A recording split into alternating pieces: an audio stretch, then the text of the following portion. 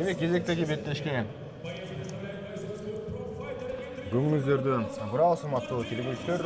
Жакында эле болуп өткөн Батыр башы мелдеши кайрадан эле уланат. Андыктан азыр кезектеги балбандарды тааныштырып өтмөкчүбүз. Демек бизге азыр өзүңүздөр көргөндөй Фирус Исамиддиновду тааныштырып өттү. Жана ошондой эле анын атаандашын азыр чогуу көрөбүз. Талай Тагайбек уулу даярданууда. Демек өзбекстандык спортчуга каршы чыгат жана Кыргызстандын намысын коргой турган мыкты спортчулардын бири ушу заңда боюнча, грэпплинг боюнча, анда сырткары панкратион боюнча спорттун чебери. Демек кимиси күчтүү боло тургандыгын биз бул мелдеште чогуу байкайбыз. Жана Руслан мырза, бул эки мушкер тууралуу кандай маалыматтарды бере аласыз?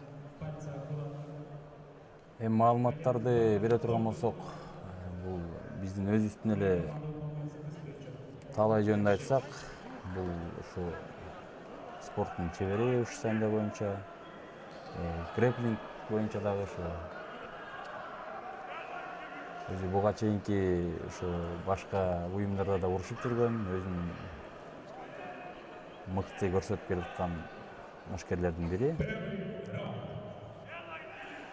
Демек Алып Семетей ошо клубунда машыгат, жана тренери Расул Тезекбаев 22 жашта болгону, ошо 61 килограмм салмакта, бою 1.70.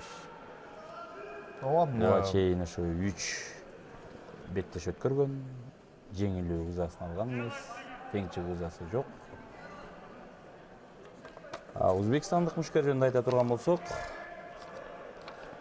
тренери ошо Мардиев Хуснидин, салмагы 61 килограмм, бою 1.76. Кыргызстандык мушкерден 6 сантиметр узун, жаш жагынан 2 жашка кичүү, 20 жашта өзбекстандык мушкер.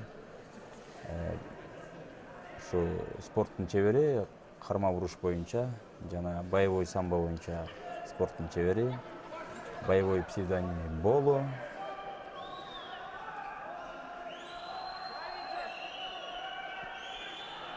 Демек, мына ушундай маалыматтар эки мушкер тууралуу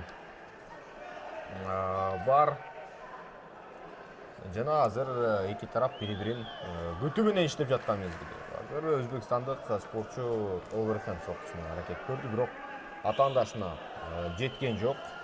Талай Тагайбек уулуна каршы азыр өзүнүн иш аракетин жасап жаткан мезгили. Чогуу байкайбыз. Жана активдүүлүк азырынча эки спортчу тарабынан тең байкалбайт.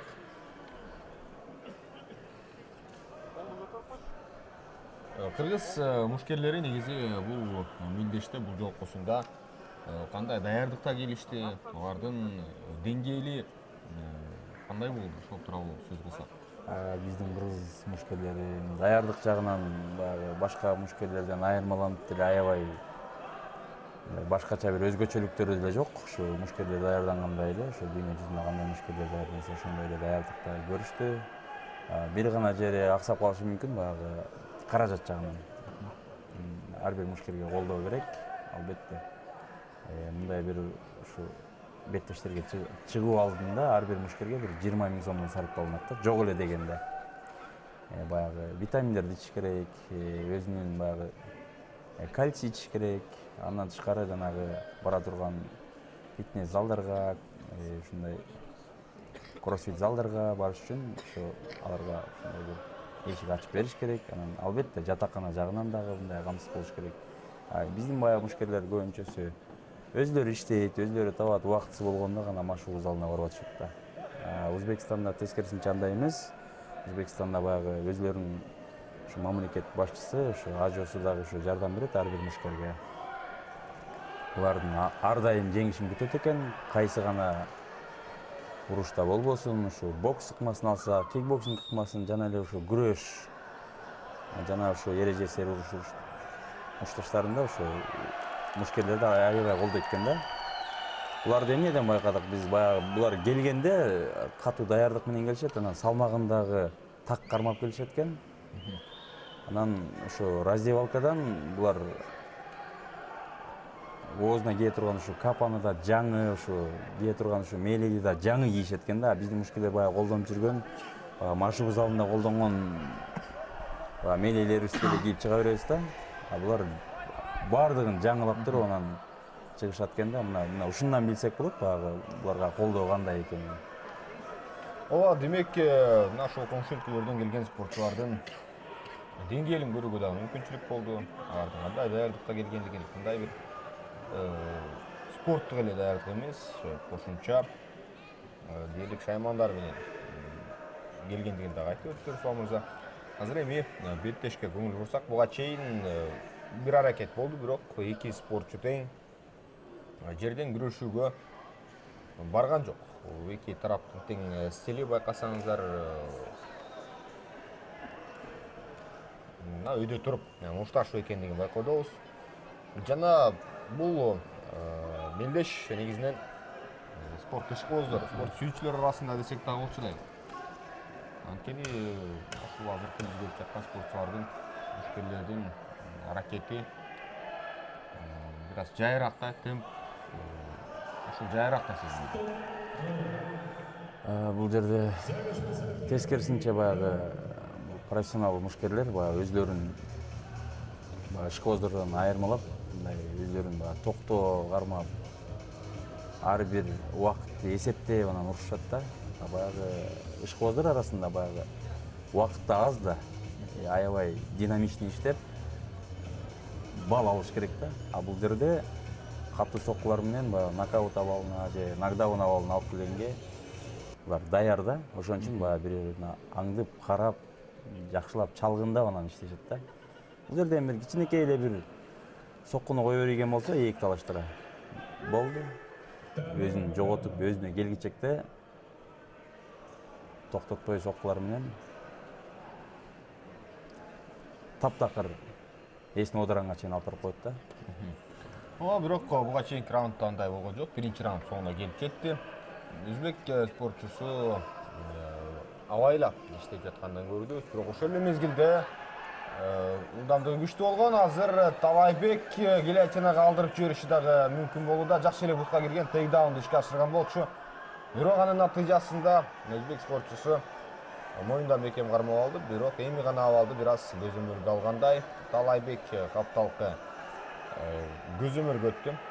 Бул жерден түрдүү грэпплинг тыйныкмаларын жасоо мүмкүнчүлүктөрү бар. Азыр тизе менен дагы тээп атаандашынын бөйрөк тарабына узатып жаткан мезгили. Өзбек спортчусу бул абалдан азыр оңой олтон кутулар эмес, далысына жатып иштеп жаткан кези. Негизи акыркы биз дээрлик дүйнөлүк деңгээлдеги күчтүү ММА уюмдарынан көрүп эле келебиз. Көпчүлүк учурда партерде өзүн мыкты көрсөткөн мушкер жеңиштерге ээ болуп келет. Азыр байкасаңыздар, мына өзгөчө бир күчтүү ыкманын натыйжасында атаандашын муунтууга аракетин көрдү Талайбек Тагайбек уулу. Бирок канысы аягына чейин ийгиликтүү болгон жок. Жана кайрадан эле өзбек спортчусу бетине, бутуна туруп алгандыгын көрдүк. Экинчи раундтун дагы 3 мүнөттөй убактысы бар. Активдүүлүк азырынча Талайбек тарапта. Бул беттеште, тактап айтсак, мелдеште алдыда дагы кызыктуу делинген тирештер орун алат. Ошол эле 66 кг салмакта, 84-тө 77 кг салмак категорияларындагы биз тирештерди көрөбүз. Ошондуктан улам көбүнчө Өзбекстан, Кыргызстан мушкерлеринин тирештери экендигин дагы белгилей кетели. Азыркы беттеш менен бардыгы токтоп калбайт. Талайбек азыр Талайбек бул абайлашы керек. Жакшы тейкдаунга жетише алды. Атаандашты жерге которуп, кайрадан партерден аракет мантууда. Негизи өзбек спортчусу байкасаңыздар, ал өйдө туруп мушташууда колдорунун соккусу дагы мыкты экендигин байкоодубуз. Эми балким Расул Кезекбаевдин шакирти болгондон кийин партерде өзүн көрсөткүсү келип жаткандыр. Анткени биз Мушкердин дагы ушул партердеги иш аракеттерин жакшы билип келебиз. Жана атаандаштуу мунтук аракетин көрүүдө өзүңүздөр көргөндөй жана өзбекстандык спортчу багынар эмес түндүк түштүк ыкмасы экендигин айта кетели. Бул Мушкердин жасап жаткан азыркы мунтук ыкмасы анысын экинчи жолу жасоо аракетин көрдү. Бирок ишке ашыра алган жок. Бирок Тагайбек уулу ушул түндүк түштүк ыкмасын мыкты аткарып көрүнөт. Өзү ишенген ыкмага барып көрүүнү туура көргөн. Эң башкысы чарчабаш керек. Анткени дагы алдыда бир раунд бар. Мушкерлерди негизи уюмга алып келүү жана ошондой эле кыргыз мушкерлерин Батырбашы уюмуна тартуу иштери кандай жүрөт? Негизи дагы башка кайсы ММА уюмдарына мушташпы? Бул уюмга ошо мушкерлерди чакыруу бизде уюмдун ушу президенти Дамирбек Батырбашевге таандык. Өзү ушу уюмдар менен сүйлөшөт. Ушу Өзбекстанда, Тажикстан, Казакстан мына жакында эле бизге чакыруу келди. Ушу июль айына Казакстандан Абадан ФСден биздин мушкерлерди алып барып ошол жака дагы күчүн сынап көргөнгө мүмкүнчүлүк берди. Ал уюм жөнүндө айта турган болсок, ал Абадан ФС биз сыяктуу эле жаңы уюмдардын бири. Алар дагы ошо жаңыдан өсүп өнүп келаткан мыкты мушкерлерди көрүп, алар да ошо чакырып өздөрүнүн дагы ушул деңгээлин көрсөткүсү келет. Июль айында Кудай буйруса ошо өзүбүздүн мушкерлер менен ошо Кыргызстандык мыкты мушкерлер менен барабыз деген ишеничтебиз. Ооба, Дамирбек Батырбашев өзү дагы чынында маалыматты берип эле. Демек, кыргыз мушкерлерин ушул Казакстандык уюмда сынап билүүгө жакшы мүмкүнчүлүк бар. Андыктан жолу биз да күтмөкчүбүз. Ал учурда эки бурчтун эки спортчунун бурчтагы секунданттары, спортчулары атайын укалап спортчуларды даярдап жаткан кезде. Буга чейинки раунддагы урунтуучуларды бизге кайталап берүүдө гильотина аракетин көргөн өзбек мушкери бирок анысы ишке ашкан эмес. Ошол эле учурда Тагайбек уулу дагы жөн турган жок. Ал партерде көбүрөөк активдүүлүктү күчөткүсү келди. Бирок анысы дагы тилекке каршы оңдон чыккан эмес. Эми чечүүчү раунд упайлар боюнча азырынча кайсыл тарап алдыда келе жаткандыгы белгисиз. Бирок партерге өткөргөндүгү жана тейктаундарды жасагандыгы боюнча менимче азыр талай алдыда болушу керек. Бирок эң башкысы ушул бутта туруп мушташууда сокку өткөрүп жибербеши керек. Мындай беттешти бир эле сокку чечип коюшу да мүмкүн.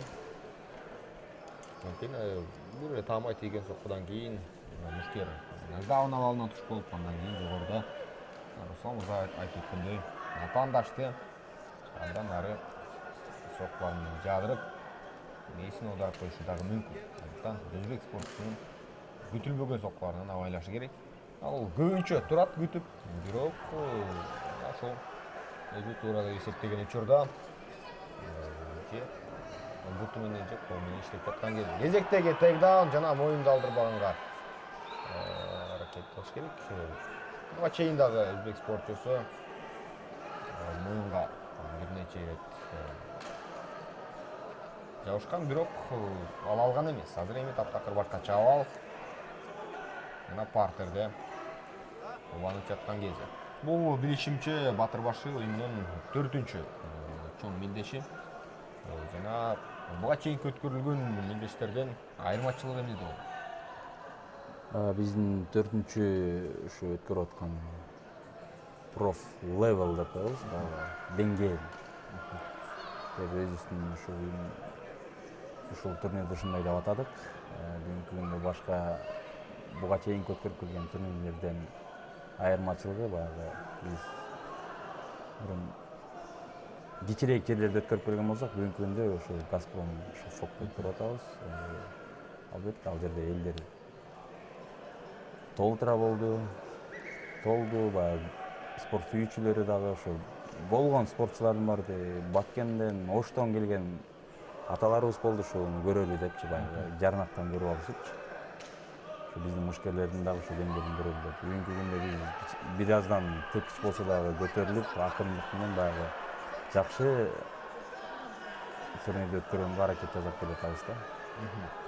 Азыр өзүңүздөр көргөндөй партерде 3 бурчтук ыкмасын таптакыр тескери түрдө аткаргысы келди өзбек спортчусу, анысы ишке ашкан жок жана биз жогоруда айткандай түндүк түштүк ыкмасына бара жаткандай талай жок. Толук контролго фулмаган өтүүгө аракет көрөбүз. Атаандаштын үстүнө отуруп ала турган болсо анда толук көзөмөлдүк жүрөт дагы. Андай учурда соккуларды багыттоо мүмкүнчүлүгү артат. Ошондуктан улам чоң көрөбүз. Жана жакшы 2-3 тамаш сокса атаандаштын ийгине баргандыгын көрдүк. Болгону 2 минуттай убакыт бар. Жана убакыттан эртерээк жеңип алууну талай көздөп тургандай. Анын көзөмөлү жогорку деңгээлде жана калыс азыр токтотуп да коюшу мүмкүн. Анчалык активдүү өзбек спортчусу коргоно да албай жатат. Болгон күчүн жумшоодо. Эми кайсы соккулары коргонууга дагы барып жатат. Бирок анын натыйжасында биз көргөндөй эле топ соккуларды дагы кабыл алды. Тизеси менен дагы талай атаандашты бир тойло кыйнады көрүнөт. Фулмаган толук көзөмөлгө өттү. Анын натыйжасында беттеш жыйынтык талкалышы мүмкүн болууда. Бирок өзбекстандык мушкердин биз өжөрлүгүн байкоодобуз. Моюнду алдырып кое турган болсо азыр жок, мынга чейин менимче калыс токтотуп да коюшу мүмкүн. Беттеш бүттү. Өзбек спортчусу коргоно алган жок, тиешелүү деңгээлде ошого байланыштуу Талай Тагайбек уулу ийгиликтүү болуп бул беттешин жеңүүдө. Технический нокаутун жеңди. Ортодо калыс токтоткондон кийин. Ортодо калыс жөнүндө айта турган болсок, бул Тилек Бапанов. Өзү спорттун чебери, ушу тайбокс боюнча, кикбоксинг боюнча жана эл аралык деңгээлдеги калыс. Демек, мына ушундай жогорку квалификациядагы калыстардын биз кызматында көрө алдык. Жакшы эле мүмкүнчүлүк берди өзбек спортчусуна. Беттештерди токтоткон жок, кандай нааразычылык болушу да мүмкүн эмес өзбекстандык балбан тараптан. Толук Талай Тагайбек уулу атаандашты белгиси багындыргандан кийин ушул жеңиш ага ыйгарылып жаткан мезгили. Замат демек бул жолкусунда